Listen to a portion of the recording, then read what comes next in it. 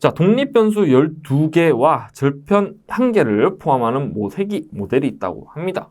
변수 1개당 3가지 범주로 나누면 회기 모수의 개수는 이라고 되어 있어요. 그러면 자, 독립변수가 12개, 이 각각에 대해서 범주가 몇 개? 3개가 있네요. 자, 그러면은 요 3개가 있다고 했었을 때 모수의 개수는 이라고 했잖아요. 그럼 근데 여기서 이제 여러분들이 아셔야 될 게 있어. 그럼 뭘 아셔야 되냐면은, 자, 회기 모델은 독립변수가 뭐여야 한다? 네, 연속형 변수여야 해요. 근데 범주라는 거는 뭐예요? 왜 범주형 변수예요. 하물며 각 독립변수 하나마다 3개의 범주가 있대요. 그러면 얘는 뭘 해줘야 돼요? 맞아요. 가변환을 해줘야 돼요. 그럼 가변환을 하면 n개의 독립변수는 범주의 수, 하나의 범주의 수에 하나의 독립변수가 범주의 수가 3개라고 했잖아요. 이 3개가 몇 개의 변수로 만들어지냐면은 2개의 변수로 만들어져요. 자, 그러면 어떻게 계산할 수가 있을까요? 12 곱하기 2가 되는 거죠. 12개의 독립변수의 범주 2개로의 연속 변수화가 되는 거거든요. 그럼 요거는 24개입니다. 정답은 24개일까요? 아닙니다. 절편 하나 있죠. 비제로가 있습니다. 플러스 1을 해주게 됩니다. 정답은 25개가 됩니다.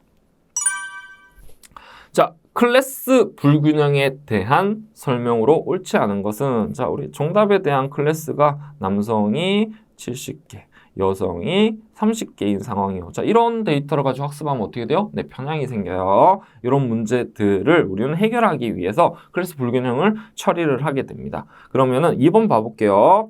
자, 무게 균형으로 해결 불가능하다라고 해요. 자, 무게 균형은 요걸 좀 많이 이제 낯설어 하시고 익숙하지 않은 단어인데요. 쓸 수가 있습니다, 결론적으로는. 자, 이렇게 나눠져 있었을 때 이 데이터에 대한 가중치를 달리 주는 거예요. 그럼 여기다가 여성의 데이터가 30개이기 때문에 여기다가 가중치를 예를 들어서 0.8을 해주면은 83, 24, 24개. 그럼 0.1을 해주면은 얼마나요? 14. 데이터가 안 맞네요. 자, 그렇게 가중치를 적용을 해가지고 데이터에 즉 클래스의 데이터에 대한 차이를 맞춰주는 작업을 뭐라고 합니까? 무게 균형이라고 표현을 합니다. 자, 그래서 제가 이거 계산하다 보니까 수치가 좀 안 맞긴 한데 어쨌든 이런 가중치를 부여를 해가지고 비슷한 균형으로 맞춰주는 작업을 무게 균형이라고 표현을 한다라는 거 기억을 해주셨으면 합니다. 그래서 정답은 2번이 적용할 수가 있기 때문에 2번이 되겠습니다. 자, 인과관계 분석만 또 올리면 회귀 분석을 또 올리실 수가 있어요. 자, 그래서 인과관계 4번 보기 한번 읽어볼게요. 독립변수와 종속변수 간의 인과관계를 분석한 것이다. 맞죠? 그죠? 그래서 우리가 여기 독립변수 x가 있고 y가 있어. 이 두 개에 대한 원인과 결과 관계를 보는 게 인과관계 분석의 궁극적인 정의입니다. 그 정의를 찾는 문제로 냈고요. 헷갈릴 수 있는 거 봐볼게요. 상관성을 확인한다. 얘는 상관관계 분석을 이용을 하는 거죠. 그렇기 때문에 정답이 될 수가 없습니다. 자, 다음은 시계열 분포도에 대한 설명으로 옳은 것은 이라고 했어요. 자, 이 시계열 데이터라고 해요. 그럼 x가 시간이라고 치고 y가 어떤 데이터라고 한번 쳐볼게요. 그럼 시간이 갈수록 b까지는 내려갔고요. b부터는 올라가는, 즉 b까지는 음의 관계, b부터 c까지는 양의 관계를 띈다는 걸 알 수가 있어요. 그래서 우리가 정답을 한번 살펴보면은 보기를 한번 읽어볼게요. A와 B, B, C로 나누면 의미를 도출 가능하다. 바로 정답이 나왔네요. 그죠? 음의 관계와 음의 양의 관계를 우리는 알 수가 있어요. 그리고 BC 구간은 양의 관계죠. 그리고 AB 구간에서 기울기가 커지고 BC 구간의 기울기가 작아진다. 그건 아니고 기울기는 음의 양의 관계를 표현하는 거고 기울기는 거의 같다라고 볼 수가 있습니다. ABC 구간 산포도가 크다. 요거는 같다라고 보는 게 맞습니다. 자, 산포도에 대한 설명으로 옳지 않은 것은 이라고 되어 있어요. 산포도는 어떻게 이야기를 해요?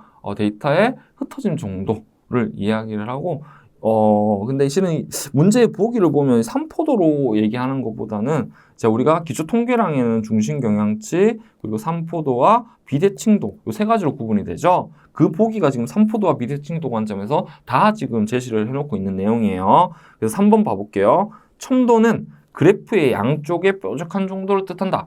가 아니라 첨도는 어때요? 데이터가 중앙에 몰린 정도, 중앙의 뾰족함이나 그렇지 않은 정도를 이야기하는 겁니다. 그래서 정답은 3번이 되는 거고요. 외도는 뭐예요? 비대칭도에서 좌우의 쏠림 정도를 이야기하는 거다라는 것도 여러분들 같이 정리해 놓으시면 되겠습니다. 자, 다음은 기술통계에 대한 개념이다. 옳지 않은가? 기술통계 너무 잘 아시죠? 그래서 이 내용 읽어보면 다들 잘 아실 거고. 자, 1번 봐볼게요. 4분의 수는 Q3 빼기 Q1이다. 요거는 4분의 수 범위를 이야기하는 겁니다. 그래서 정답은 1번이 되겠습니다. 자, 다음 수식으로 표현되는 단위 시간 안에 사건 발생의 수를 나타내는 분포, 단위 시간 안에 발생 수, 평균을 가지고 하는 분포, 뭡니까? 네, 포화송 분포입니다. 자, 이거는 이산 확률 분포에 이런 식을 제시까지 해주고 어떤 분포를 설명하는지를 선택하는 문제였어요. 그래서 이 분포가 각각의 특징, 분포에 대한 특징을 이제 여러분들 준비를 하시면 쉽게 풀 수 있는 문제가 되겠습니다. 자, 정규 분포에 대한 설명. 이것도 뭐 아주 이제 빈출 문제예요. 자, 요거 그죠? 제가 수업 때도 많이 강조를 했었었는데, 자, 정규 분포는 외도가 3, 첨도가 0이다. 반대입니다. 외도는 0, 첨도는 3입니다. 그래서 정답은 1이 됩니다. 그래서 정규 분포 이렇게 되어 있잖아요. 자, 여기 면적 합은 얼마예요? 1입니다. 라는 것도 여러분들 알고 있다라는 거예요. 그리고 좌우 대칭, 종 모양의 곡선을 띄고 있다라는 거죠. 그래서 내용을 한번 봐주시면 되겠습니다. 정답은 1번입니다. 자, 다음 설명 중 옳지 않은 것은 이라고 쭉 봤더니 약간 이제 통계에 대한, 그리고 그 통계에 대한 수치적 의미 차이를 이제 보는 문제인 것 같아요. 보기를 볼게요. 표본 분산은 표본의 분산을 의미하며 관측값에서 표본 평균을 빼고 제곱한 값을 모두 더한 것을 뭘로 나눈다? 네, 표본 분산이기 때문에 n-1로 나눕니다. 자유도로 나눈다는 거죠. 정답. 맞고요. 얘는. 자, 추출한 표본의 n이 충분히 크면 모집단 분포의 모양에 상관없이 추출된 표본들은 뭘 따른다? 네, 중심극한의 정리에 의해서 표준정규 분포를 따른다라는 걸 잘 알고 있습니다.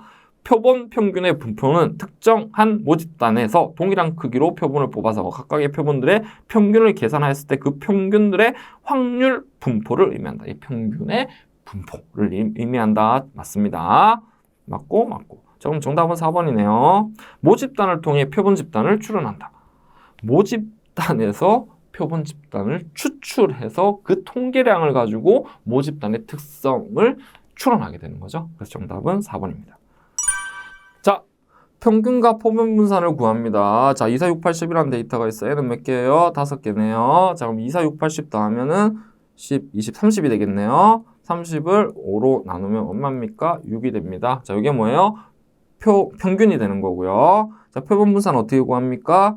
자, 2 빼기 6의 제곱 더하기 4 빼기 6의 제곱 점점점 해서 몇 개로 나눕니까? 5로 나누나요? 아닙니다. n-1로 나눕니다. 5-1은 4가 되겠네요. 4로 나누게 됐었을 때 제가 미리 계산을 해보니까 네, 정답은 3번. 평균은 아까 우리 구한 6이고요. 표본 분산 제가 미리 계산했더니 10이 나오는 걸 알 수가 있었어요. 그래서 정답은 3번이 됩니다.